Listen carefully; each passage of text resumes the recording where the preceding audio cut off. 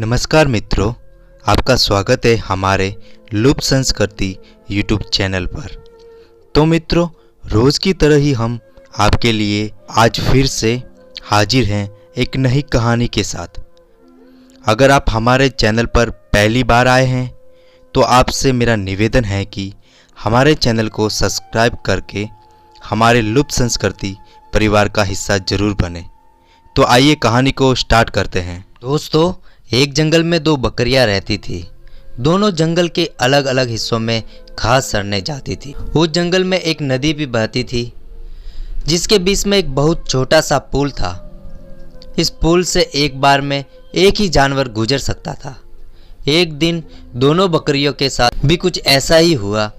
एक दिन दोनों बकरियां घास चरते हुए नदी पर पहुंच गई। वे दोनों नदी पार करके जंगल के दूसरे हिस्से में जाना चाहती थी। अब दोनों बकरियां उसी समय नदी के पुल पर थी। पुल की चौड़ाई कम होने के कारण इस पुल से एक बार में एक ही बकरी गुजर सकती थी, लेकिन दोनों में से कोई भी पीछे हटने को तैयार नहीं था। इस पर एक बकरी ने कहा, सुनो, पहले मुझे जाने दो, तुम मेरे पीछे पुल पार करो।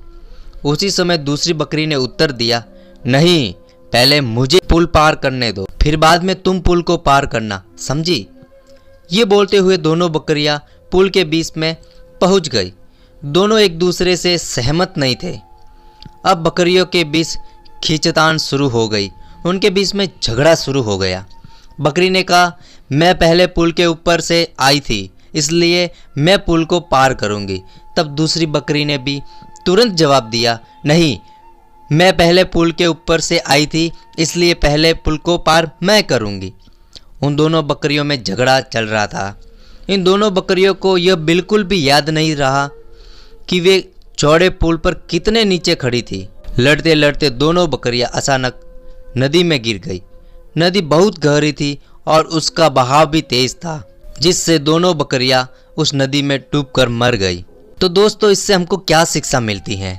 संघर्ष से कभी किसी समस्या का समाधान नहीं होता। इसके विपरीत यह सभी को नुकसान पहुंचाता है। इसलिए ऐसी स्थिति में शांत मन से काम करना चाहिए। तो दोस्तों, अगर हमारी स्टोरी पसंद आई तो एक अच्छा सा कमेंट कर दीजिए और इस चैनल को सब्सक्राइब कर दीजिए। धन्यवाद मित्रों।